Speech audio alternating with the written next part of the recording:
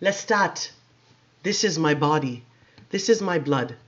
When I awoke, it was quiet and the air was clean and warm with the smell of the sea. I was now thoroughly confused as to time, and I knew from my lightheadedness that I had not slept through a day. Also, I wasn't in any protective enclosure. We'd been following the night around the world perhaps, or rather moving at random in it, as Akasha maybe didn't need at all to sleep. I needed it, that was obvious, but I was too curious not to want to be awake, and frankly too miserable. Also, I'd been dreaming of human blood. I found myself in a spacious bedroom with terraces to the west and to the north. I could smell the sea and I could hear it, yet the air was fragrant and rather still. Very gradually, I took stock of the room. Lavish old furnishings, most likely Italian, delicate yet ornamented, were mingled with modern luxuries everywhere I looked. The bed on which I lay was a gilded four-poster hung with gauzy curtains, and covered with down pillows and draperies of silk. A thick white carpet concealed the old floor. There was a dressing table littered with glittering jars and silver objects, and a curious old-fashioned white telephone. Velvet chairs, a monster of a television set, and shelves of stereo music equipment. And small polished tables everywhere, strewn with newspapers, ashtrays, decanters of wine.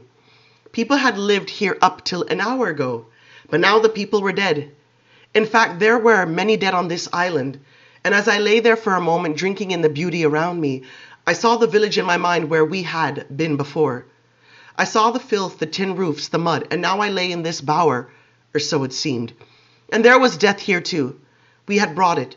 I got up off the bed and went out onto the terrace and looked down over the stone railing at a white beach.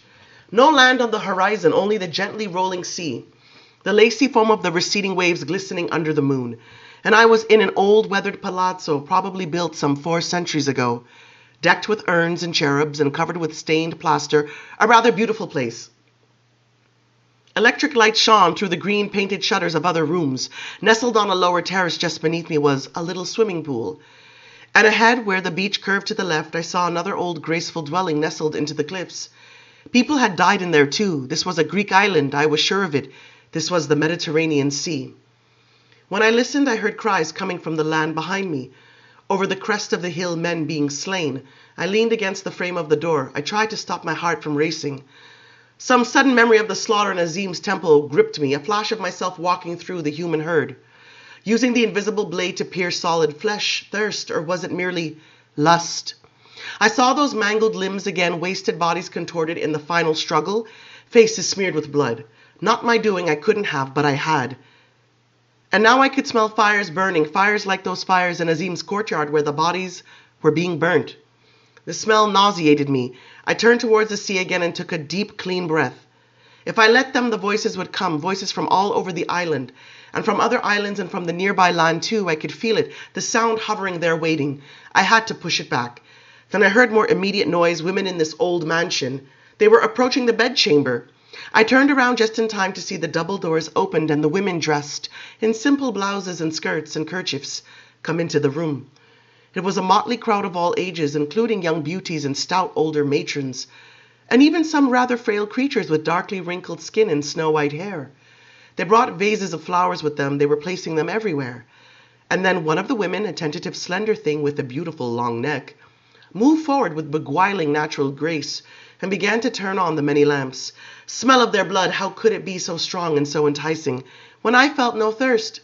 Suddenly they all came together in the center of the room and they stared at me. It was as if they'd fallen into a trance. I was standing on the terrace, merely looking at them. Then I realized what they saw. My torn costume, the vampire rags, black coat, white shirt, and the cloak, all spattered with blood. And my skin that had changed measurably. I was whiter, more ghastly to look at, of course, and my eyes must have been brighter, or maybe I was being deceived by their naive reactions. When had they seen one of us before? Whatever, it all seemed to be some sort of dream. These still women with their black eyes and their rather somber faces, even the stout ones, had rather gaunt faces, gathered there staring at me, and then they're dropping one by one to their knees. Ah, to their knees, I sighed. They had the crazed expression of people who had been delivered out of the ordinary. They were seeing a vision, and the irony was that they looked like a vision to me. Reluctantly, I read their thoughts. They had seen the Blessed Mother. That is what she was here. The Madonna the Virgin, she'd come to their villages and told them to slaughter their sons and husbands, even the babies had been slaughtered. And they had done it, or witnessed the doing of it, and they were now carried upon a wave of belief and joy. They were witnesses to miracles. They had been spoken to by the Blessed Mother herself. And she was the ancient mother, the mother who had always dwelt in the grottos of this island even before Christ. The mother whose tiny naked statues were now and then found in the earth. In her name they had knocked down the columns of the ruined temples, the ones the tourists came here to see. They had burned the only church on the island. They had knocked out its windows with sticks and stones. Ancient murals had burned in the church. The marble columns, broken into fragments, had fallen into the sea. As for me, what was I to them? Not merely a god, not merely the chosen of the Blessed Mother. No, something else. It puzzled me as I stood there, trapped by their eyes, repelled by their convictions, yet fascinated and afraid. Not of them, of course, but of everything that was happening, of this delicious feeling of mortals looking at me. The way they had been looking when I'd been on the stage, mortals looking at me and sensing my power after all the years of hiding. Mortals come here to worship. Mortals like all those poor creatures strewn over the path in the mountains. But they'd been worshippers of Azim, hadn't they? They'd gone there to die. Nightmare. Have to reverse this, have to stop it, have to stop myself from accepting it or any aspect of it. I mean, I could start believing that I was really, but I know what I am, don't I? And these are poor ignorant women, women for whom television sets and phones are miracles. These are women for whom change itself is a form of miracle, and they will wake up tomorrow and they will see what they have done. But now the feeling of peace came over us, the women and me. The familiar scent of flowers, the spell silently through their minds. The women were receiving their instructions. There was a little commotion. 2 of them rose from their knees and entered an adjoining bath, one of those massive marble affairs that wealthy Italians and Greeks seem to love. Hot water was flowing, steam poured out of the open doors. Other women had gone to the closets to take out clean garments. Rich, whoever he was, the poor bastard, who had owned this little palace, the poor bastard, who had left that cigarette in the ashtray and the faint greasy fingerprints on the white phone. Another pair of women came towards me. They wanted to lead me into the bath. I did nothing. I felt them touch me, hot human fingers touching me, and all the attendant shock and excitement in them as they felt the peculiar texture of my flesh. It sent a powerful and delicious chill through me, these touches. Their dark liquid eyes were beautiful as they looked at me. They tugged at me with their warm hands. They wanted me to come with them. All right. I allowed myself to be taken along. White marble tile, carved gold fixtures, and ancient Roman splendor. When you got right down to it, with gleaming bottles of soaps and scents lining marble shelves, and the rood of hot water in the pool with the jets pumping it full of bubbles, it was all very inviting, or might have been at some other time. They stripped my garments off me, absolutely fascinating feeling. No one had ever done such a thing to me, not since I'd been alive, and then only when I was a very small child. I stood in the flood of steam from the bath, watching all these small dark hands, and feeling the hairs rise all over my body, feeling the adoration in the women's eyes. Through the steam I looked into the mirror, a wall of mirror, actually, and I saw myself for the first time since this sinister odyssey had begun. The shock was more for a moment than I could handle. This can't be me. I was much paler than I'd imagined. Gently I pushed the women away and went towards the mirror wall. My skin had a pearlescent gleam to it, and my eyes were even brighter, gathering all the colors of the spectrum and mingling them with an icy light. Yet I didn't look like Marius. I didn't look like Akasha. The lines in my face were still there. In other words, I'd been bleached by Akasha's blood, but I hadn't become smooth yet. I'd kept my human expression, and the odd thing was, the contrast now made these lines all the more visible. Even the tiny lines all over my fingers were more clearly etched than before. But what consolation was this when I was more than ever noticeable, astonishing, unlike a human being. In a way, this was worse than that first moment 200 years ago, when an hour or so after my death I'd seen myself in a mirror and tried to find my humanity in what I was seeing. I was just as afraid right now. I studied my reflection. My chest was like a marble torso in a museum, that white. And the organ we don't need, poised as if ready for what it would never again know how to do or want to do. Marble, a Priapus at the gate. Dazed, I watched the women draw closer, lovely throats, breasts, dark moist limbs. I watched them touch me all over again. I was beautiful to them, all right. The scent of their blood was stronger in here in the rising steam. Yet I wasn't thirsty, not really. Akasha had filled me, but the blood was tormenting me a little. No, quite a lot. I wanted their blood, and it had nothing to do with thirst. I wanted it the way a man can want vintage wine, though he's drunk water, only magnify that by 20 or 30 or 100. In fact, it was so powerful I could imagine taking all of them, tearing at their tender throats one after another, and leaving their bodies lying here on the floor. No, this is not going to take place, I reasoned, and the sharp, dangerous quality of this lust made me want to weep. What's been done to me? But then I knew, didn't I? I knew I was so strong now that 20 men couldn't have subdued me. And think what I could do to them. I could rise up through the ceiling if I wanted to and get free of here. I could do things of which I'd never dreamed. Probably I had the fire gift now. I could burn things the way she could burn them. The way Marius said that he could. Just a matter of strength, that's all it was. And dizzying levels of awareness, of acceptance. The women were kissing me. They were kissing my shoulders. Just a lovely little sensation, the soft pressure of the lips on my skin. I couldn't help smiling, and gently I embraced them and kissed them, nuzzling their heated little necks and feeling their breasts against my chest. I was utterly surrounded by these malleable creatures. I was blanketed in succulent human flesh. I stepped into the deep tub and allowed them to wash me. The hot water splashed over me deliciously, washing away easily all the din that never really clings to us, never penetrates us. I looked up at the ceiling and let them brush the hot water through my hair. Yes, extraordinarily pleasurable, all of it. Yet never had I been so alone. I was sinking into these mesmerizing sensations. I was drifting.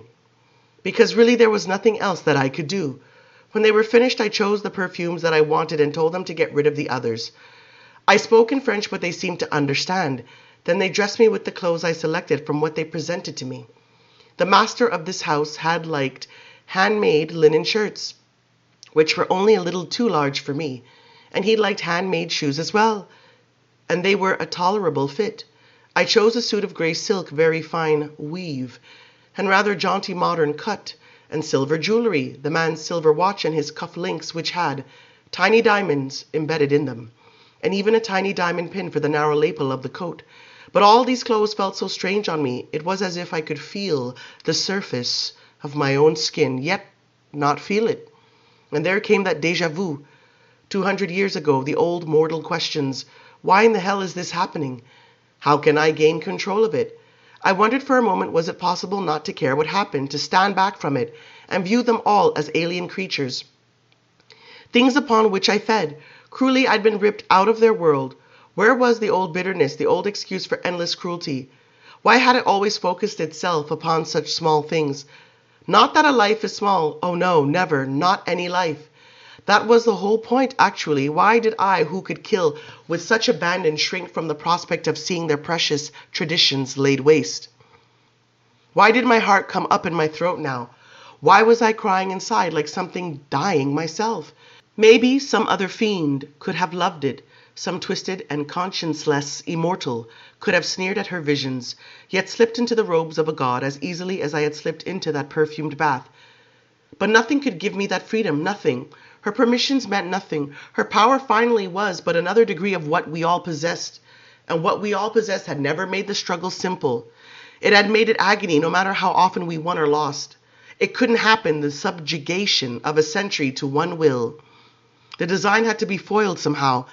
And if I just maintained my calm, I'd find the key.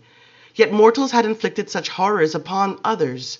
Barbarian hordes had scarred whole continents, destroying everything in their path. Was she merely human in her delusions of conquest and domination? Didn't matter. She had inhuman means to see her dreams made real. I would start weeping again if I didn't stop reaching now for the solution, and these poor tender creatures around me would be even more damaged and confused than before. When I lifted my hands to my face, they didn't move away from me. They were brushing my hair. Chills ran down my back, and the soft thud of the blood in their veins was deafening suddenly. I told them I wanted to be alone. I couldn't endure the temptation any longer, and I could have sworn they knew what I wanted, knew it, and were yielding to it. Dark, salty flesh so close to me, too much temptation. Whatever the case, they obeyed instantly and a little fearfully. They left the room in silence, backing away as if it weren't proper to simply walk out. I looked at the face of the watch. I thought it was pretty funny, me wearing this watch that told the time. And it made me angry suddenly, and then the watch broke. The glass shattered. Everything flew out of the ruptured silver case. The strap broke and the thing fell off my wrist onto the floor. Tiny glittering wheels disappeared into the carpet. Good God, I whispered, yet why not? If I could rupture an artery or a heart, but the point was to control this thing, to direct it, not let it escape like that. I looked up and chose at random a small mirror, one standing on the dresser in a silver frame. I thought, break, and it exploded into gleaming fragments in the hollow stillness, but I could hear the pieces as they struck the walls and the dresser top. Well, that was useful, a hell of a lot more useful than being able to kill people. I stared at the telephone on the edge of the dresser. I concentrated, let the power collect, then consciously subdued it and directed it to push the phone slowly across the glass that covered the marble. Yes. All right. The little bottles tumbled and fell as it was pushed into them. Then I stopped them. I couldn't write them, however. I couldn't pick them up. Oh, but wait. Yes, I could.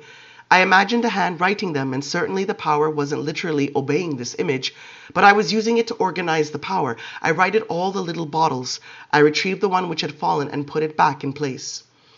I was trembling just a little. I sat on the bed to think this over, but I was too curious to think. The important thing to realize was this: it was physical, it was energy, and it was no more than an extension of powers I'd possessed before. For example, even in the beginning, in the first few weeks after Magnus had made me, I'd managed once to move another, my beloved Nicholas, with whom I'd been arguing, across a room as if I'd struck him with an invisible fist. I'd been in a rage then. I hadn't been able to duplicate the little trick later, but it was the same power, the same verifiable and measurable trait. You are no god, I said. But this increase of power, this new dimension, as they say so aptly in this century, Looking up at the ceiling, I decided I wanted to rise slowly and touch it, run my hands over the plaster frieze that ran around the cord of the chandelier. I felt a queasiness, and then I realized I was floating just beneath the ceiling.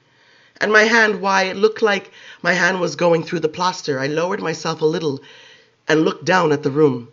Dear God, I'd done this without taking my body with me. I was still sitting there on the side of the bed. I was staring at myself at the top of my own head. My body at any rate, sat there motionless, dreamlike, staring back, and I was there again, thank God, and my body was all right. And then looking up at the ceiling, I tried to figure what this was all about.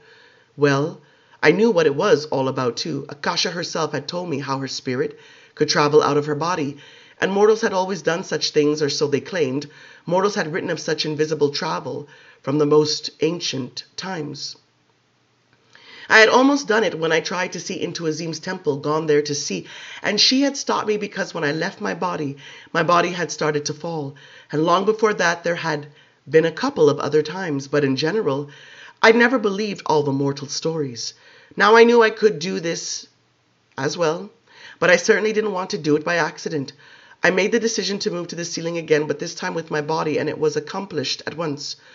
We were there together pushing against the plaster, and this time my hand didn't go through all right. I went back down and decided to try the other again, now only in spirit. The queasy feeling came. I took a glance down at my body, and then I was rising right through the roof of the palazzo. I was traveling out over the sea, yet things looked unaccountably different. I wasn't sure this was the literal sky or the literal sea. It was more like a hazy conception of both, and I didn't like this, not one bit. No, thank you. Going home now, or should I bring my body to me? I tried, but absolutely nothing happened, and that didn't surprise me, actually. This was some kind of hallucination. I hadn't really left my body, and not to just accept that fact. And Baby Jenks, what about the beautiful things Baby Jenks had seen when she went up? Had they been hallucinations? I would never know, would I? Back, sitting, side of the bed, comfortable, the room. I got up and walked around for a few minutes, merely looking at the flowers, and the odd way the white petals caught the lamplight, and how dark the reds looked, and how the golden light was caught on the surfaces of the mirrors. All the other lovely things. It was overwhelming suddenly. The pure details surrounding me, the extraordinary complexity of a single room. Then I practically fell into the chair by the bed. I lay back against the velvet and listened to my heart pounding. Being invisible, leaving my body, I hated it. I wasn't going to do it again. Then I heard laughter, faint, gentle laughter. I realized that Akasha was there somewhere behind me, near the dresser perhaps. There was a sudden surge in me of gladness to hear her voice, to feel her presence. In fact, I was surprised at how strong these sensations were. I wanted to see her, but I didn't move just yet.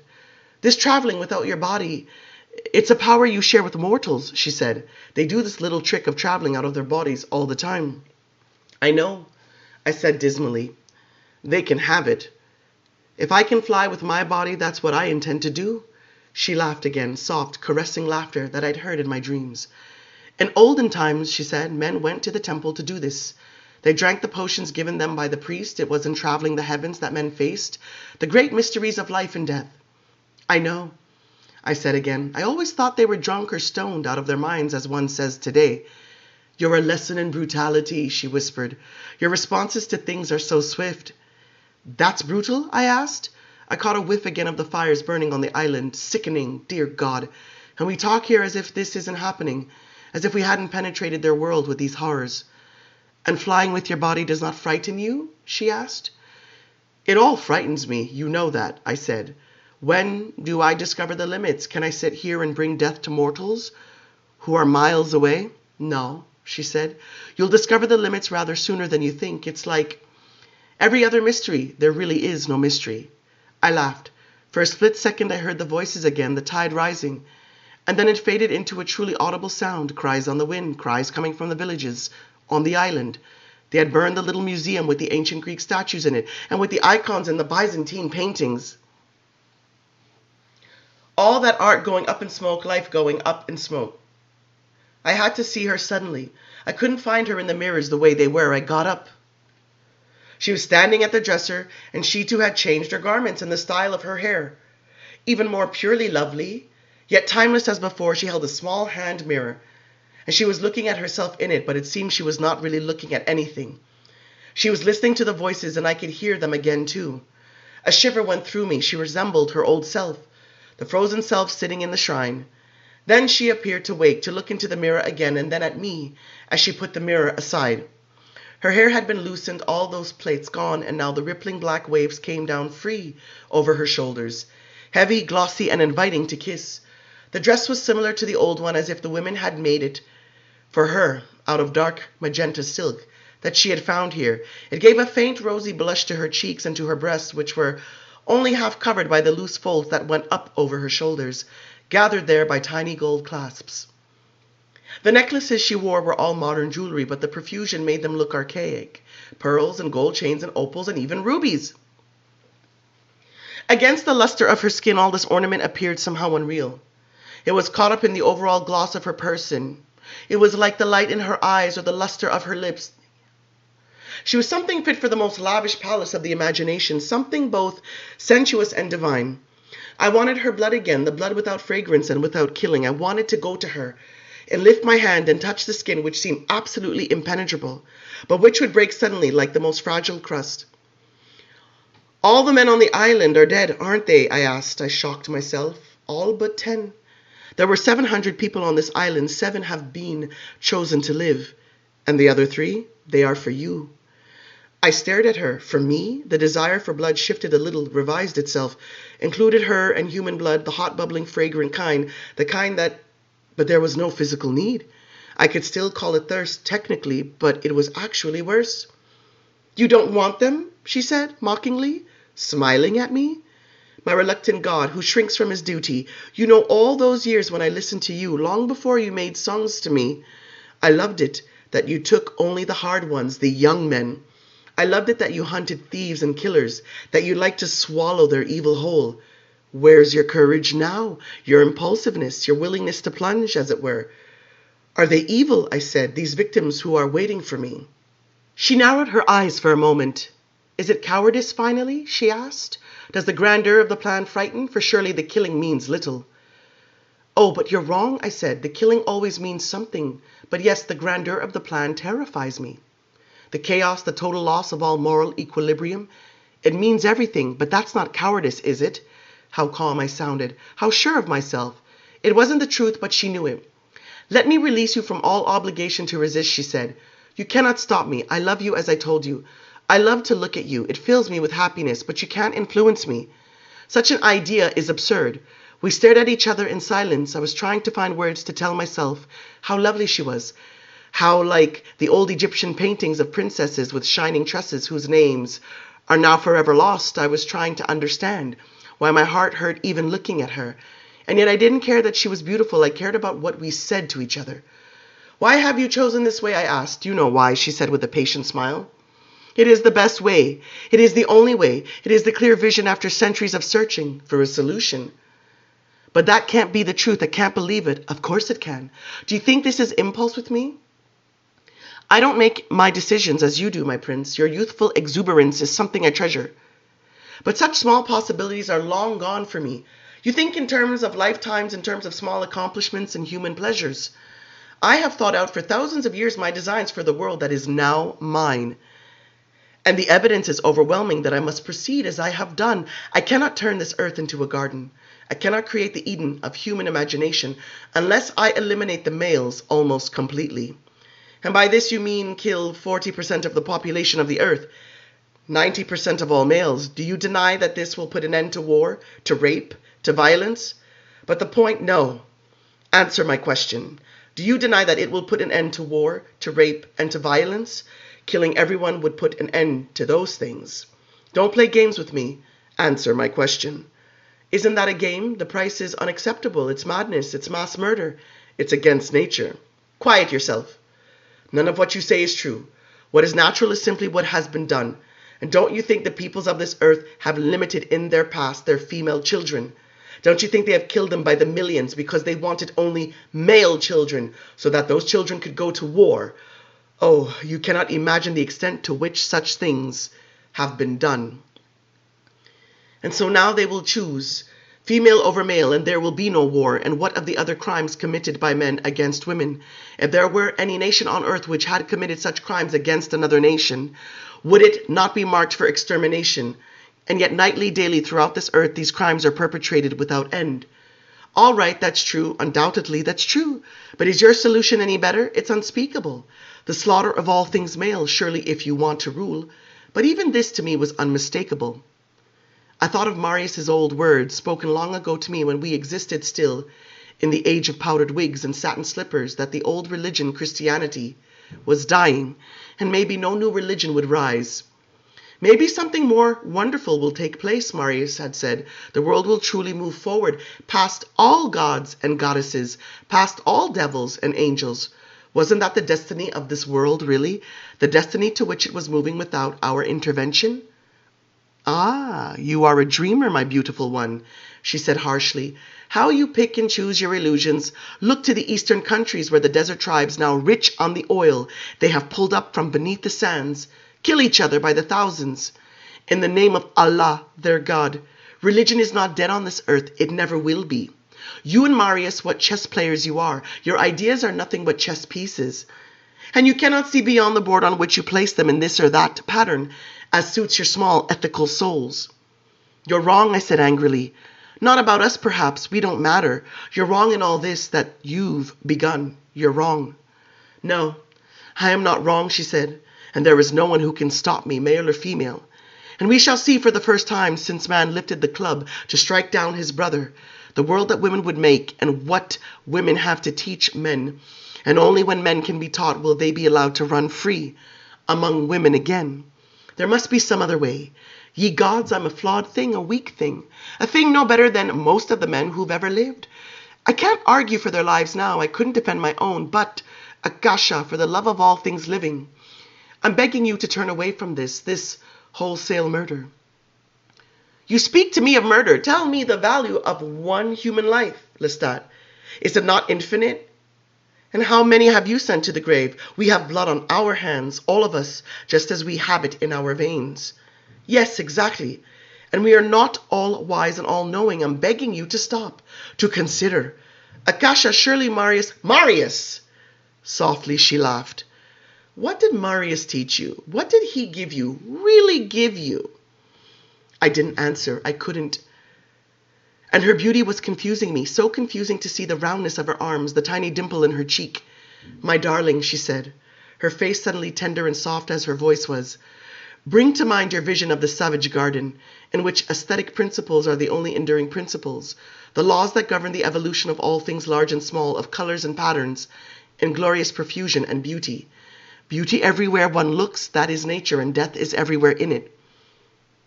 And what I shall make is Eden, the Eden all long for, and it shall be better than nature. It shall take things a step further, and the utter abusive and amoral violence of nature shall be redeemed. Don't you understand that men will never do more than dream of peace? But women can realize that dream. My vision is amplified in the heart of every woman. But it cannot survive the heat of male violence, and that heat is so terrible that the earth itself may not survive. What if there's something you don't understand, I said. I was struggling, grasping for the words. Suppose the duality of masculine and feminine is indispensable to the human animal. Suppose the women want the men. Suppose they rise against you and seek to protect the men. The world is not this little brutal island. All women are not peasants blinded by visions. Do you think men are what women want? She asked. She drew closer, her face changing imperceptibly in the play of the light. Is that what you're saying? If it is so, then we shall spare a few more of the men, and keep them where they may be looked at as the women looked at you, and touched as the women touched you. We'll keep them where the women may have them when they want them, and I assure you, they shall not be used as women have been used by men. I sighed. It was useless to argue. She was absolutely right and absolutely wrong. You do yourself an injustice, she said. I know your arguments. For centuries I have pondered them, as I've pondered so many questions. You think I do what I do with human limitations. I do not. To understand me, you must think in terms of abilities yet unimagined. Sooner will you understand the mystery of splitting atoms or of black holes in space. There has to be a way without death. There has to be a way that triumphs over death. Now that, my beauty, is truly against nature, she said. Even I cannot put an end to death. She paused. She seemed suddenly distracted, or rather deeply distressed by the words she'd just spoken. An end to death, she whispered. It seemed some personal sorrow had intruded on her thoughts. An end to death, she said again, but she was drifting away from me. I watched her close her eyes and lift her fingers to her temples. She was hearing the voices again, letting them come, or maybe even unable to stop them for a moment. She said some words in an ancient tongue, and I didn't understand them. I was struck by her sudden seeming vulnerability, the way the voices seemed to be cutting her off, the way her eyes appeared to search the room and then to fix on me and brighten. I was speechless and overwhelmed with sadness. How small had my visions of power always been, to vanquish a mere handful of enemies, to be seen and loved by mortals as an image, to find some place in the great drama of things which was infinitely larger than I was. A drama whose study could occupy the mind of one being for 1,000 years. And we stood outside time suddenly, outside of justice, capable of collapsing whole systems of thought. Or was it just an illusion? How many others had reached for such power in one form or another? They were not immortals, my beloved. It was almost an entreaty. But it's an accident that we are, I said. We're things that never should have come into existence. Don't speak those words. I can't help it. It doesn't matter now. You fail to grasp how little anything matters. I give you no sublime reason for what I do because the reasons are simple and practical. How we came into being is irrelevant. What matters is that we have survived, don't you see? That is the utter beauty of it, the beauty out of which all other beauties will be born, that we have survived. I shook my head. I was in a panic. I saw again the museum that the villagers on this island had only just burnt. I saw the statues blackened and lying on the floor. An appalling sense of loss engulfed me. History does not matter, she said. Art does not matter. These things imply continuities which in fact do not exist. They cater to our need for pattern, our hunger for meaning, but they cheat us in the end. We must make the meaning. I turned my back. I didn't want to be drugged by her resolution or her beauty, by the glimmer of light in her jet black eyes. I felt her hands on my shoulders, her lips against my neck. When the years have passed, she said, when my garden has bloomed through many summers, and gone to sleep through many winters, when the old ways of rape and war are nothing but memory, and women watch the old films in mystification that such things could ever have been done, when the ways of women are inculcated into every member of the population naturally, as aggression is now inculcated, then perhaps the males can return. Slowly their numbers can be increased. Children will be reared in an atmosphere where rape is unthinkable, where war is unimaginable, and then there can be men. When the world is ready for them, it won't work. It can't work. Why do you say so? Let us look to nature as you wanted to do only moments ago. Go out in the lush garden that surrounds this villa. Study the bees in their hives and the ants who labor as they have always done. They are female, my prince, by the millions. A male is only an aberration and a matter of function. They learned the wise trick a long time before me of limiting the males, and we may now live in an age where males are utterly unnecessary. Tell me, my prince, what is the primary use of men now, if it is not to protect women from other men? What is it that makes you want me here? I said desperately. I turned around to face her again. Why have you chosen me as your consort? For the love of heaven, why don't you kill me with the other men? Choose some other immortal, some ancient being who hungers for such power. There must be one. I don't want to rule the world. I don't want to rule anything. I never did. Her face changed just a little. It seemed there was a faint, evanescent sadness in her that made her eyes even deeper in their darkness for an instant. Her lip quivered as if she wanted to say something but couldn't. Then she did answer. Lestat, if all the world were destroyed, I would not destroy you, she said. Your limitations are as radiant as your virtues for reasons I don't understand myself. But more truly, perhaps, I love you because you are so perfectly what is wrong with all things male, aggressive, full of hate and recklessness, and endlessly eloquent excuses for violence. You are the essence of masculinity, and there is a gorgeous quality to such purity, but only because it can now be controlled. By you. Yes, my darling, this is what I was born for. This is why I am here, and it does not matter if no one ratifies my purpose. I shall make it so. Right now the world burns with masculine fire. It is a conflagration, but when that is corrected, your fire shall burn ever more brightly as a torch burns. Akasha, you prove my point. Don't you think the souls of women crave that very fire, my God? Would you tamper with the stars themselves? Yes, the soul craves it, but to see it in the blaze of a torch, as I have indicated, or in the flame of a candle, but not as it rages now through every forest and over every mountain and in every glen. There is no woman alive who has ever wanted to be burnt by it. They want the light, my beauty, the light and the warmth, but not the destruction. How could they? They are only women. They are not mad. All right. Say you accomplish your purpose, that you begin this revolution, and it sweeps the world. And mind you, I don't think such a thing will happen, but if you do, is there nothing under heaven that will demand atonement for the death of so many millions? If there are no gods or goddesses, is there not some way in which humans themselves and you and I shall be made to pay? It is the gateway to innocence, and so it shall be remembered. And never again will the male population be allowed to increase to such proportions, for who would want such horrors again? Force the men to obey you. Dazzle them as you've dazzled the women, as you've dazzled me. But Lestat, that is just the point. They would never obey. Will you obey? They would die first as you would die. They would have another reason for rebellion, as if any were ever wanting. They would gather together in magnificent resistance. Imagine a goddess to fight. We shall see enough of that by and by as it is. They cannot help but be men, and I could rule only through tyranny, by endless killing. And there would be chaos, but this way there shall be a break in the great chain of violence. There shall be an era of utter and perfect peace. I was quiet again. I could think of 1,000 answers, but they were all short-circuited.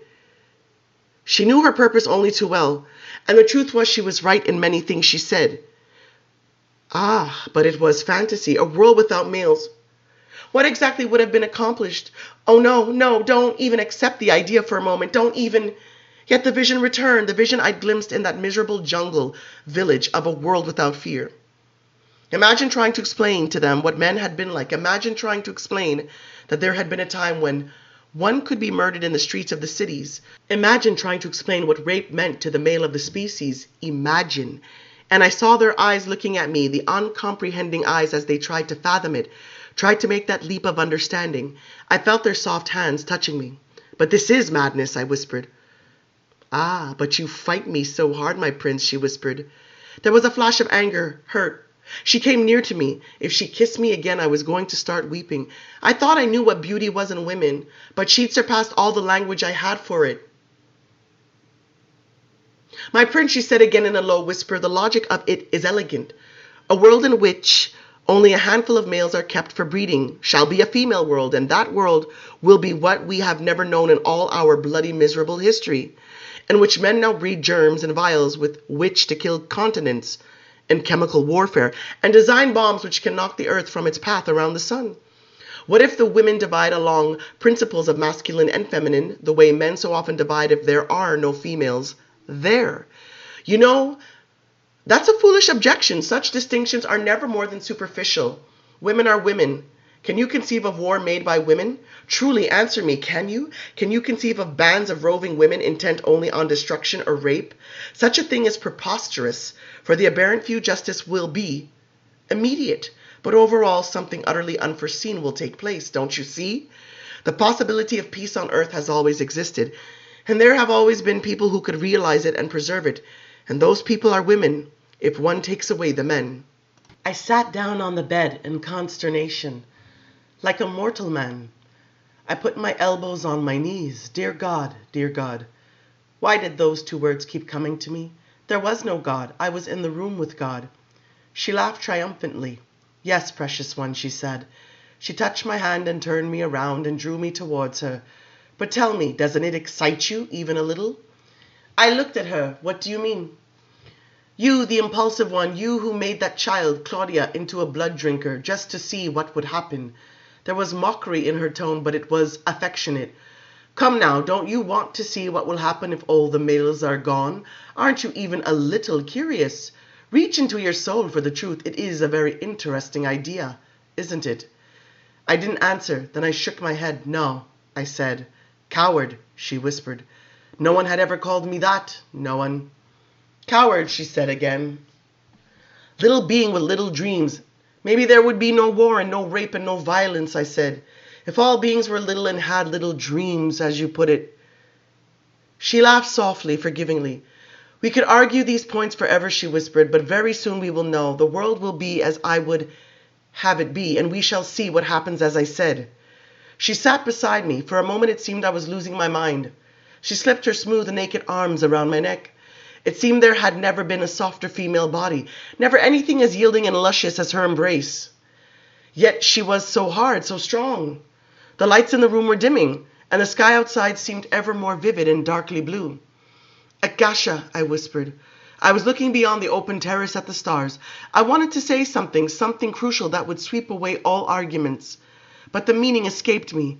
I was so drowsy. Surely it was her doing. It was a spell she was working, yet knowing it did not release me. I felt her lips again on my lips, and on my throat I felt the cool satin of her skin. Yes, rest now, precious one, and when you wake the victims will be waiting. Victims? Almost dreaming as I held her in my arms. But you must sleep now. You are young still and fragile. My blood's working on you, changing you, perfecting you. Yes, destroying me, destroying my heart and my will. I was vaguely conscious of moving, of lying down on the bed. I fell back into the silken pillows, and then there was the silk of her hair near me, the touch of her fingers, and again her lips on my mouth. Blood in her kiss, blood thundering beneath it. Listen to the sea, she whispered. Listen to the flowers open. You can hear them now, you know. You can hear the tiny creatures of the sea if you listen. You can hear the dolphins sing, for they do. Drifting, safe in her arms, she, the powerful one, she was the one they all feared. Forget the acrid smell of the burning bodies, yes, listen to the sea pounding. Like guns on the beach beneath us, listen to the sound of a rose petal breaking loose and falling onto marble, and the world is going to hell, and I cannot help it. And I am in her arms, and I am going to sleep. Hasn't that happened a million times, my love, she whispered. On a world full of suffering and death, you turned your back as millions of mortals do every night. Darkness, splendid visions taking place, a palace even more lovely than this, victims, servants, the mythical existence of pashas and emperors. Yes, my darling, anything that you desire. All the world at your feet. I shall build you palace upon palace. They shall do it. They that worship you. That is nothing. That is the simplest part of it. And think of the hunting, my prince. Until the killing is done, think of the chase, for they would surely run from you and hide from you, yet you would find them. In the dwindling light just before dreams come, I could see it. I could see myself traveling through the air like the heroes of old, over the sprawling country where their campfires flickered. In packs like wolves, they would travel through the cities as well as the woods, daring to show themselves only by day, for only then would they be safe from us. When night fell, we would come, and we would track them by their thoughts and by their blood and by the whispered confessions of the women who had seen them and maybe even harbored them. Out in the open they might run, firing their useless weapons, and we would swoop down, we would destroy them one by one, our prey, save for those we wanted alive. those whose blood we would take slowly, mercilessly. And out of that war shall come peace. Out of that hideous game shall come a garden. I tried to open my eyes. I felt her kiss my eyelids, dreaming. A barren plain and the soil breaking, something rising, pushing the dried clods of earth out of its way. I am this thing walking across the barren plain as the sun sinks. The sky is still full of tight. I look down at the stained cloth that covers me, but this is not me. I'm only Lestat, and I'm afraid. I wish Gabrielle were here and Louis. Maybe Louis could make her understand. Ah, Louis, of all of us, Louis, who always knew. And there is the familiar dream again, the red-headed women kneeling by the altar with the body, their mother's body, and they are ready to consume it. Yes, it's their duty, their sacred right to devour the brain and the heart. Except that they never will, because something awful always happens. Soldiers come, I wish I knew the meaning. Blood. I woke up with a start. Hours had passed. The room had cooled faintly. The sky was wondrously clear through the open windows. From her came all the light that filled the room. The women were waiting, and the victims, they are afraid, the victims. My head was spinning. The victims would be full of luscious blood. Males who would have died anyway. Young males, all mine to take. Yes, but come, put an end to their suffering. Groggily, I got up. She wrapped a long cloak over my shoulders. Something simpler than her own garment, but warm and soft to touch. She stroked my hair with her two hands. Masculine, feminine, is that all there ever was to it? I whispered. My body wanted to sleep some more, but the blood. She reached up and touched my cheek with her fingers. Tears again. We went out of the room together and onto a long landing with a marble railing, from which the stairs descended, turning once into an immense room. Candelabra everywhere, dim electric lamps creating a luxurious gloom. At the very center, the women were assembled, perhaps 200 or more of them, standing motionless and looking up at us, their hands clasped as if in prayer. Even in their silence, they seemed barbaric amid the European furniture, the Italian hardwoods with their gilt edges, and the old fireplace with its marble scrolls. I thought of her words suddenly. History doesn't matter. Art doesn't matter. Dizzy, on the walls, there ran those airy 18th century paintings, full of gleaming clouds and fat-cheeked angels, and skies of luminescent blue. The women stood looking past this wealth which had never touched them and indeed meant nothing to them, looking up at the vision on the landing which now dissolved, and in a rush of whispered noise and colored light, materialized suddenly at the foot of the stairs. Sighs rose, hands were raised to shield bowed heads, as if from a blast of unwelcome light. Then all eyes were fixed upon the Queen of Heaven and her consort who stood on the red carpet, only a few feet above the assembly. The consort a bit shaken and biting his lip a little and trying to see this thing clearly, this awful thing that was happening. This awful mingling of worship and blood sacrifice as the victims were brought forth.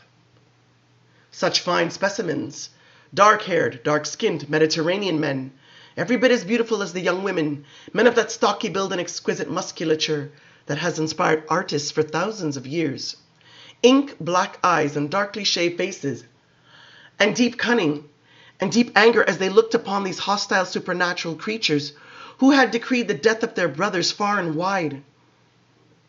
With leather straps they'd been bound, probably their own belts, and the belts of dozens of others, but the women had done it well. Their ankles were tethered even, so that they could walk but not kick or run. Naked to the waist they were, and only one was trembling, as much with anger as with fear. Suddenly he began to struggle. The other two turned, stared at him, and started to struggle as well. But the mass of women closed on them, forcing them to their knees. I felt the desire rise in me at the sight of it, at the sight of leather belts cutting into the dark, naked flesh of the men's arms. Why is this so seductive? And the women's hands holding them, those tight, menacing hands that could be so soft otherwise. They couldn't fight so many women. Heaving sighs, they stopped the rebellion, though the one who had started the struggle looked up accusingly at me. Demons, devils, things from hell, that is what his mind told him. For who else could have done such things to his world? Oh, this is the beginning of darkness, terrible darkness. But the desire was so strong, you are going to die and I'm going to do it. And he seemed to hear it and to understand it. and a savage hatred of the women rose out of him, replete with images of rape and retribution that made me smile. And yet, I understood. Rather completely, I understood. So easy to feel that contempt for them, to be outraged that they had dared to become the enemy. The enemy in the age-old battle, they, the women, and it was darkness. This imagined retribution, it was unspeakable darkness too. I felt Akasha's fingers on my arm. The feeling of bliss came back, the delirium. I tried to resist it, but I felt it as before. Yet the desire didn't go away. The desire was in my mouth now. I could taste it. Yes, pass into the moment, pass into pure function. Let the bloody sacrifice begin. The women went down on their knees en masse, and the men who were already kneeling seemed to grow calm, their eyes glazing over as they looked at us, their lips trembling and loose. I stared at the muscled shoulders of the first one, the one who had rebelled. I imagined, as I always do at such moments, the feel of his coarse, rough, shaven throat when my lips would touch it. And my teeth would break through the skin, not the icy skin of the goddess, but hot, salty, human skin. Yes, beloved, take him. He is the sacrifice that you deserve. You are a god now. Take him. Do you know how many wait for you? It seemed the women understood what to do. They lifted him as I stepped forward. There was another struggle, but it was no more than a spasm in the muscles as I took him into my arms. My hand closed too hard on his head. I didn't know my new strength, and I heard the bones cracking even as my teeth went in. But the death came almost instantly, so great was my first draught of blood. I was burning with hunger, and the whole portion, complete and entire in one instant, had not been enough, not nearly enough. At once I took the next victim, trying to be slow with it so that I would tumble into the darkness, as I'd so often done, with only the soul speaking to me. Yes, telling me its secrets as the blood spurted into my mouth, as I let my mouth fill before I swallowed. Yes, brother, I am sorry, brother. And then staggering forward, I stepped on the corpse before me and crushed it underfoot. Give me the last one. No resistance, he stared up at me in utter quiet, as if some light had dawned in him, as if he'd found in theory or belief some perfect rescue. I pulled him to me gently, Lestat, and this was the real fount I wanted. This was the slow, powerful death I craved, the heart pumping as if it would never stop, the sigh slipping from his lips, my eyes clouded still. Even as I let him go, with the fading images of his brief and unrecorded life suddenly collapsed into one rare second of meaning. I let him drop. Now there was no meaning. There was only the light before me and the rapture of the women who had at last been redeemed through miracles. The room was hushed, not a thing stirred. The sound of the sea came in, that distant, monotonous booming. Then Akasha's voice. The sins of the men have now been atoned for, and those who are kept now shall be well cared for and loved. But never give freedom to those who remain, those who have oppressed you. And then, soundlessly, without distinct words, the lesson came. The ravening lust which they had just witnessed, the deaths they had seen at my hands, that was to be the eternal reminder of the fierceness that lived in all male things and must never be allowed free again. The males had been sacrificed to the embodiment of their own violence. In sum, these women had witnessed a new and transcendent ritual, a new holy sacrifice of the Mass, and they would see it again, and they must always remember it. My head swam from the paradox, and my own small designs of not very long ago were there to torment me. I had wanted the world of mortals to know of me. I had wanted to be the image of evil in the theater of the world and thereby somehow do good. And now I was that image all right. I was its literal embodiment, passing through the minds of these few simple souls into myth, as she had promised. And there was a small voice whispering in my ear, hammering me with that old adage, "Be careful what you wish for. Your wish might come true." Yes, that was the heart of it. All I'd ever wished for was coming true. In the shrine I had kissed her and longed to awaken her, and dreamt of her power, and now we stood together, she and I, and the hymns rose around us. Hosannas, cries of joy. The doors of the palazzo were thrown open, and we were taking our leave. We were rising in splendor and in magic, and passing out of the doors and up over the roof of the old mansion, and then out over the sparkling waters into the calm sweep of the stars. I had no fear of falling anymore. I had no fear of anything so insignificant, because my whole soul, petty as it was and always had been, knew fears I'd never imagined before. The Story of the Twins, Part 2. She was dreaming of killing. It was a great dark city like London or Rome, and she was hurrying through it, on an errand of killing to bring down the first sweet human victim that would be her own. And just before she opened her eyes, she had made the leap from the thing she had believed all her life to this simple amoral act, killing. She had done what the reptile does when it hoists in its leathery slit of a mouth, the tiny crying mouse that it will crush slowly without ever hearing that soft heartbreaking song.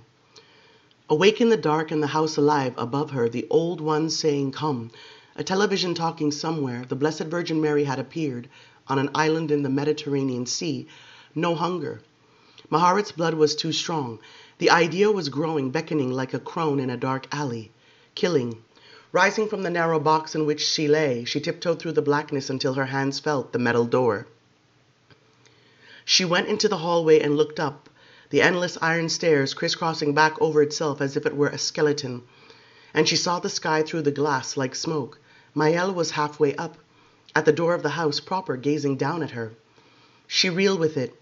"I'm one of you and we are together," and the feel of the iron rail under her hand, and some sudden grief, just a fleeting thing for all she had been before this fierce beauty, had grabbed her by the hair.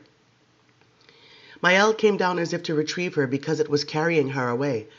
They understood, didn't they, the way the earth breathed for her now, and the forest sang, and the roots prowled the dark, coming through these earthen walls. She stared at Maëlle, faint smell of buckskin, dust. How had she ever thought such beings were human?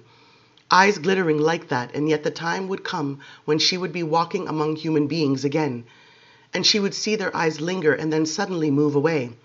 She'd be hurrying through some dark city like London or Rome. Looking into the eyes of Maëlle, she saw the crone again in the alleyway, but it had not been a literal image. No, she saw the alleyway, she saw the killing purely. And in silence they both looked away at the same instant, but not quickly, rather respectfully. He took her hand, he looked at the bracelet he'd given her.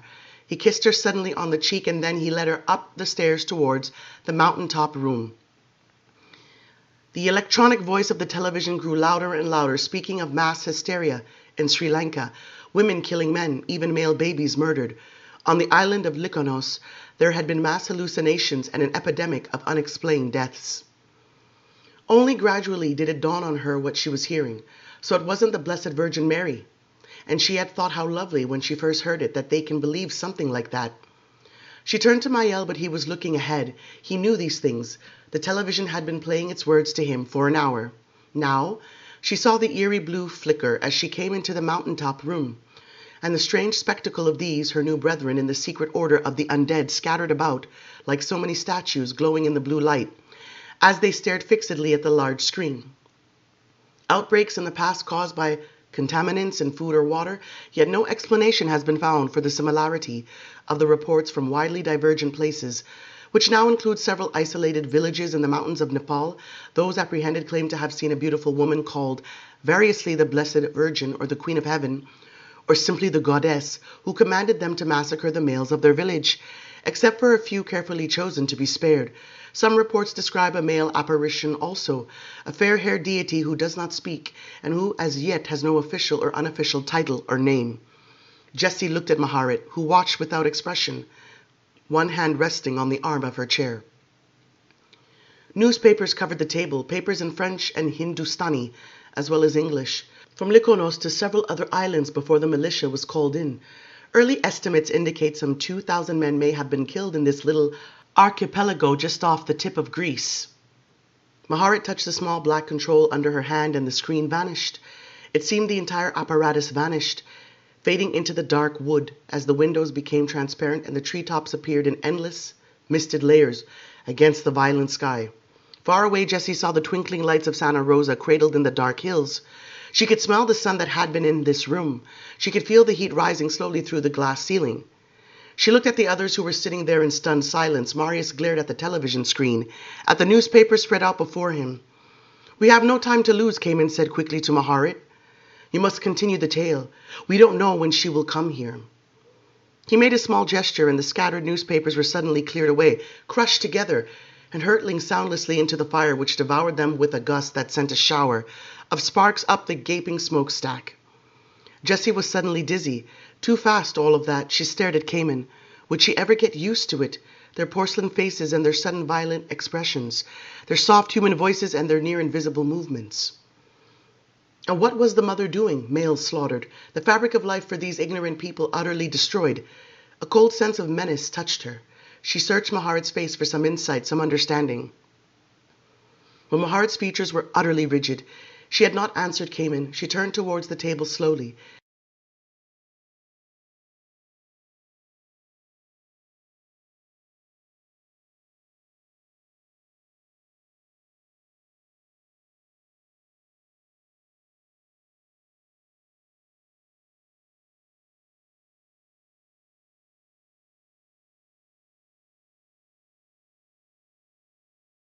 And clasped her hands under her chin. Her eyes were dull, remote, as if she saw nothing before her. The fact is, she has to be destroyed, Marius said, as if he could hold it in no longer. The color flared in his cheeks, shocking Jessie, because all the normal lines of a man's face had been there for an instant, and now they were gone, and he was visibly shaking with anger. We've loosed a monster, and it's up to us to reclaim it. And how can that be done? Santino asked. You speak as if it's a simple matter of decision. You cannot kill her. We forfeit our lives, that's how it's done, Marius said. We act in concert and we end this thing once and for all, as it should have been ended long ago. He glanced at them all, one by one, eyes lingering on Jessie, then shifting to Maharat. The body isn't indestructible. It isn't made of marble. It can be pierced, cut. I've pierced it with my teeth. I've drunk its blood. Maharat made a small dismissive gesture, as if to say, I know these things, and you know, I know. And as we cut it, we cut ourselves, Eric said. I say we leave here. I say we hide from her. What do we gain staying in this place? No, Maharat said. She'll kill you one by one if you do that, Cayman said. You're alive because you wait now for her purpose. Would you go on with the story? Gabrielle said, speaking directly to Maharat. She'd been withdrawn all this time, only now and then listening to the others. I want to know the rest, she said. I want to hear everything. She sat forward, arms folded on the table. You think you'll discover some way to vanquish her in these old tales? Eric asked. You're mad if you think that. Go on with the story, please, Louise said. He hesitated. I want to know what happened also. Maharat looked at him for a long moment. Go on, Maharat, Cayman said. For in all likelihood the mother will be destroyed, and we both know how and why, and all this talk means nothing. What can prophecy mean now, Cayman? Maharat asked, her voice low, devitalized. Do we fall into the same errors that ensnare the mother? The past may instruct us, but it won't save us. Your sister comes, Maharat. She comes as she said she would. Cayman, Maharat said with a long, bitter smile. Tell us what happened, Gabrielle said. Maharat sat still as if trying to find some way to begin. The sky beyond the windows darkened in the interval. Yet a faint tinge of red appeared in the far west, growing brighter and brighter against the gray clouds. Finally, it faded, and they were wrapped in absolute darkness, except for the light of the fire and the dull sheen of the glass walls, which had become mirrors. Cayman took you to Egypt, Gabrielle said. What did you see there? Yes, he took us to Egypt, Maharat said. She sighed as she sat back in the chair, her eyes fixed on the table before her. There was no escape from it. Cayman would have taken us by force. And in truth, we accepted that we had to go. Through 20 generations we had gone between man and the spirits. If Amel had done some great evil, we would try to undo it. Or at least, as I said to you when we first came to this table, we would seek to understand. I left my child, I left her in the care of those women I trusted most. I kissed her. I told her secrets, and then I left her. And we set out, carried in the royal litter, as if we were guests of the king and queen of Kemet, and not prisoners just as before. Cayman was gentle with us on the long march, but grim and silent, and refusing to meet our gaze. And it was just as well, for we had not forgotten our injuries. Then on the very last night when we camped on the banks of the great river, which we would cross in the morning to reach the royal palace, Cayman called us into his tent and told us all that he knew. His manner was courteous, decorous, and we tried to put aside our personal suspicions of him as we listened. He told us of what the demon, as he called it, had done. Only hours after we had been sent out of Egypt, he had known that something was watching him, some dark and evil force. Everywhere that he went, he felt this presence, though in the light of day it tended to wane. Then, things within his house were altered, little things which others did not notice. He thought at first he was going mad. His writing things were misplaced. Then the seal which he used as great steward. Then at random moments and always when he was alone, these objects came flying at him, striking him in the face or landing at his feet. Some turned up in ridiculous places. He would find the great seal, for instance, in his beer or his broth. And he dared not tell the king and queen. He knew it was our spirits who were doing it, and to tell would be a death sentence for us. And so he kept this awful secret as things grew worse and worse. Ornaments which he had treasured from childhood were now rent to pieces and made to rain down upon him. Sacred amulets were hurled into the privy. Excrement was taken from the well and smeared upon the walls. He could barely endure his own house, yet he admonished his slaves to tell no one. And when they ran off in fear, he attended to his own toilet and swept the place like a lowly servant himself. But he was now in a state of terror. Something was there with him in his house. He could hear its breath upon his face, and now and then he would swear that he felt its needle-like teeth. At last, in desperation, he began to talk to it, beg it to get out, but this seemed only to increase its strength. With the talking, it redoubled its power. It emptied his purse upon the stones and made the gold coins jingle against each other all night long. It upset his bed so that he landed on his face on the floor. It put sand in his food when he wasn't looking. Finally, 6 months had passed since we had left the kingdom. He was growing frantic. Perhaps we were beyond danger. But he could not be sure, and he did not know where to turn, for the spirit was really frightening him. Then in the dead of night, as he lay wondering what the thing was up to, for it had been so quiet, he heard suddenly a great pounding at his door. He was in terror. He knew he shouldn't answer, that the knocking didn't come from a human hand, but finally he could bear it no longer. He said his prayers, he threw open the door, and what he beheld was the horror of horrors. The rotted mummy of his father, the filthy wrappings and tatters, propped against the garden wall. Of course he knew there was no life in the shrunken face or dead eyes that stared at him. Someone or something had unearthed the corpse from its desert mastaba and brought it there, and this was the body of his father, putrid, stinking, the body of his father which by all things holy should have been consumed in a proper funeral feast by Cayman and his brothers and sisters. Cayman sank to his knees, weeping, half screaming, and then before his unbelieving eyes the thing moved. The thing began to dance. Its limbs were jerked hither and thither, the wrappings breaking to bits and pieces until Cayman ran into the house and shut the door against it, and then the corpse was flung. Pounding its fist, it seemed, upon the door, demanding entrance. Cayman called on all the gods of Egypt to be rid of this monstrosity. He called out to the palace guards. He called to the soldiers of the king. He cursed the demon thing and ordered it to leave him, and Cayman became the one flinging objects now and kicking the gold coins about in his rage. All the palace rushed through the royal gardens to Cayman's house, but the demon now seemed to grow even stronger. The shutters rattled and then were torn from their pivots. The few bits of fine furniture which Cayman possessed began to skitter about.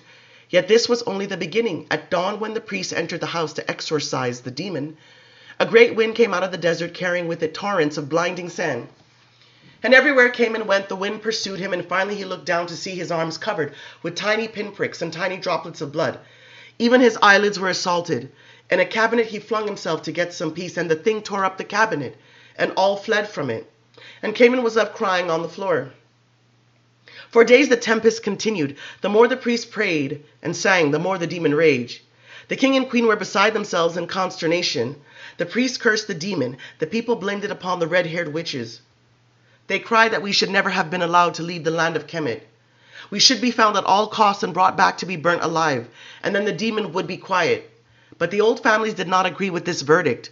To them the judgment was clear. Had not the gods unearthed the putrid body of Cayman's father to show that the flesh-eaters had always done what was pleasing to heaven? No, it was the king and queen who were evil, the king and queen who must die, the king and queen who had filled the land with mummies and superstition. The kingdom finally was on the verge of civil war. At last the king himself came to Cayman, who sat weeping in his house, a garment drawn over him like a shroud. And the king talked to the demon even as the tiny bites afflicted Cayman and made drops of blood on the cloth that covered Cayman. Now think what those witches told us, the king said. These are but spirits, not demons, and they can be reasoned with. If only I could make them hear me as the witches could, and make them answer. But this little conversation only seemed to enrage the demon. It broke what little furniture it had not already smashed.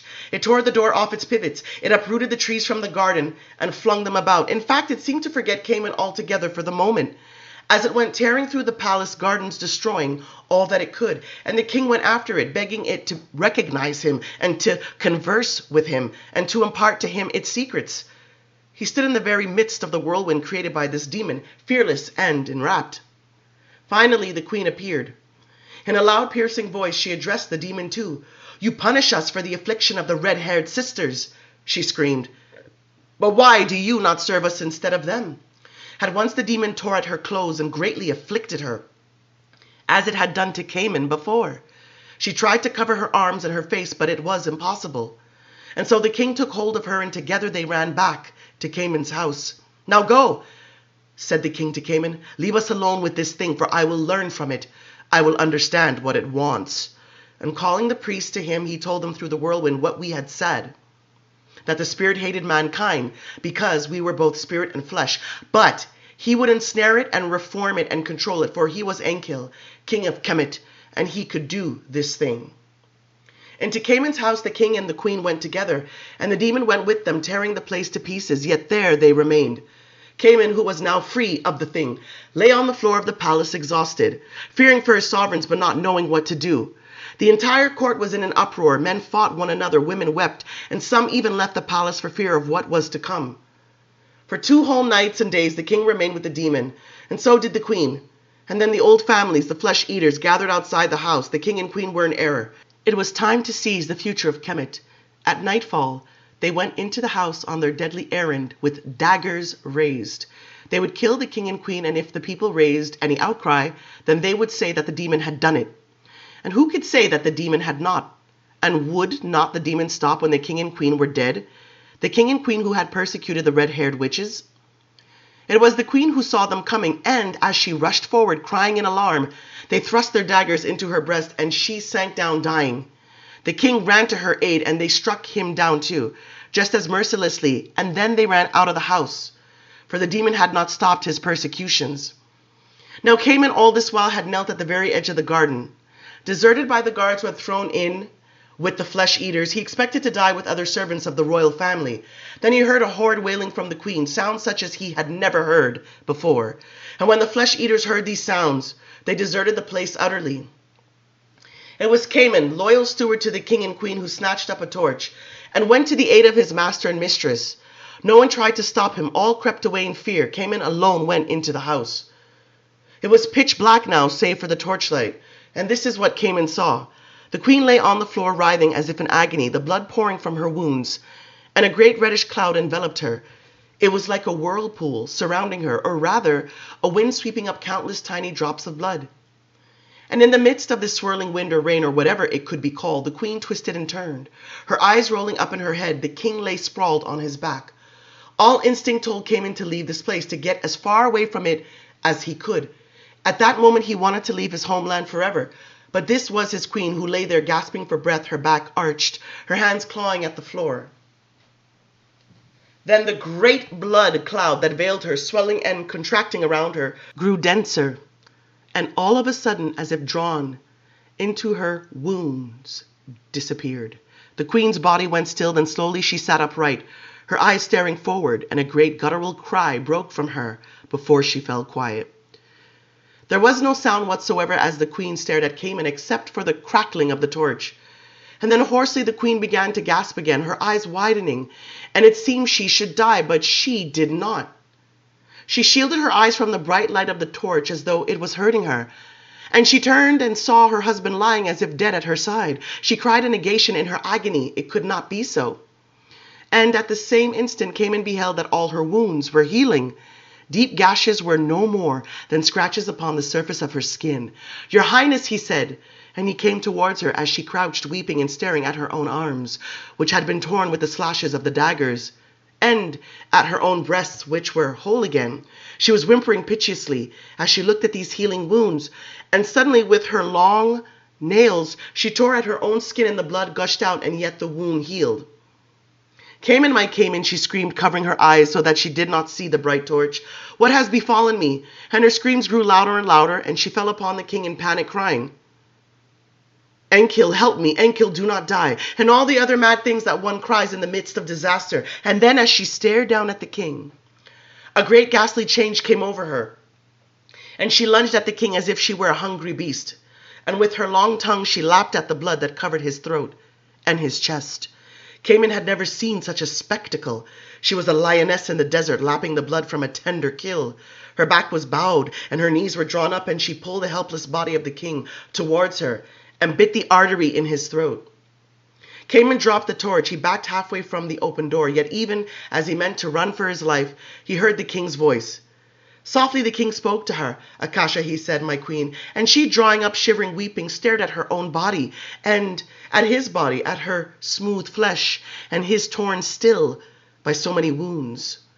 "Cayman," she cried, "your dagger, give it to me, for they have taken their weapons with them. Your dagger, I must have it now." At once Cayman obeyed, though he thought it was to see his king die once and for all.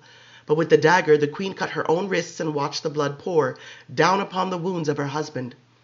And she saw it heal them. And crying out in her excitement, she smeared the blood all over his torn face. The king's wounds healed. Cayman saw it. Cayman saw the great gashes closing. He saw the king tossing, heaving his arms this way and that. His tongue lapped at Akasha's spilt blood as it ran down his face, and then rising in that same animal posture that had so consumed the queen only moments before, the king embraced his wife and opened his mouth on her throat. Cayman had seen enough in the flickering light of the dying torch. These two pale figures had become haunts to him, demons themselves. He backed out of the little house and up against the garden wall, and there it seems he lost consciousness, feeling the grass against his face as he collapsed. When he waked, he found himself lying on a gilded couch in the queen's chambers. All the palace lay quiet. He saw that his clothes had been changed and his face and hands bathed, and that there was only the dimmest light here and sweet incense, and the doors were open to the garden as if there was nothing to fear. Then in the shadows he saw the king and the queen looking down at him. Only this was not his king and not his queen. It seemed then that he would cry out. He would give voice to screams as terrible as those he had heard from others, but the queen quieted him. "Cayman, my Cayman," she said. She handed to him his beautiful gold-handled dagger. "You have served us well." There Cayman paused in his story. "Tomorrow night," he said, "when the sun sets, you will see for yourselves what has happened. For then and only then, when all the light is gone from the western sky, will they appear together in the rooms of the palace, and you will see what I have seen." "But why only in the night?" I asked him. "What is the significance of this?"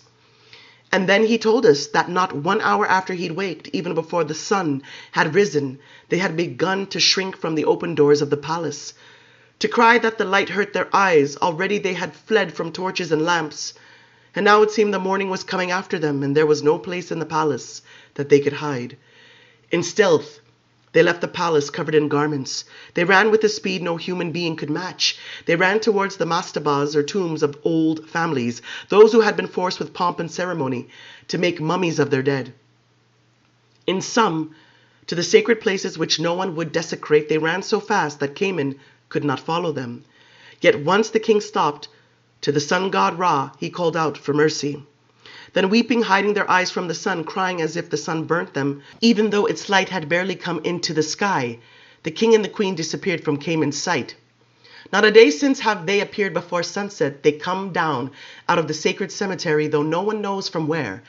In fact, the people now wait for them in a great multitude, hailing them as the god and the goddess, the very image of Osiris and Isis, deities of the moon, and tossing flowers before them and bowing down to them.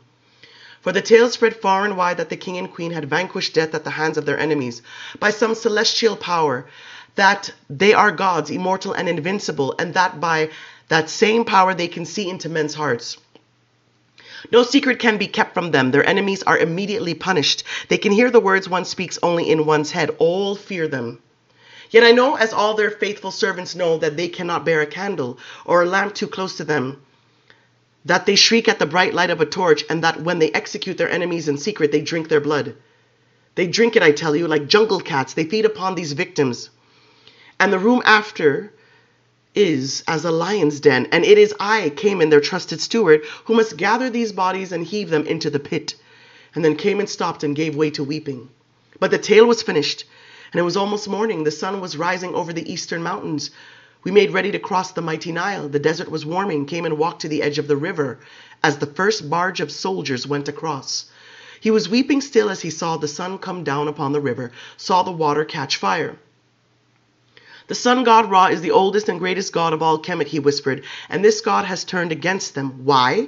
In secret they weep over their fate. The thirst maddens them. They are frightened it will become more than they can bear. You must save them. You must do it for our people. They have not sent for you to blame you or harm you. They need you. You are powerful witches. Make this spirit undo his work. And then looking at us, remembering all that had befallen us, he gave way to despair. Makari and I made no answer. The barge was now ready to carry us to the palace, and we stared across the glare of the water at the great collection of painted buildings that was the royal city. And we wondered what the consequences of this horror would finally be. As I stepped down upon the barge, I thought of my child, and I knew suddenly I should die in Kemet. I wanted to close my eyes and ask the spirits in a small, secret voice if this was truly meant to happen, yet I did not dare.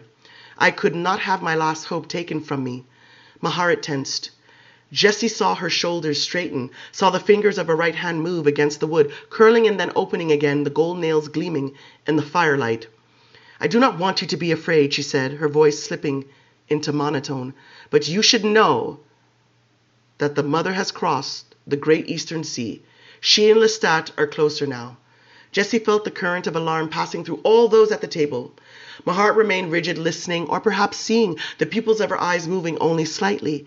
Lestat calls, Maharid said, but it is too faint for me to hear words, too faint for pictures. He is not harmed, however. That much I know, and that I have little time now to finish this story.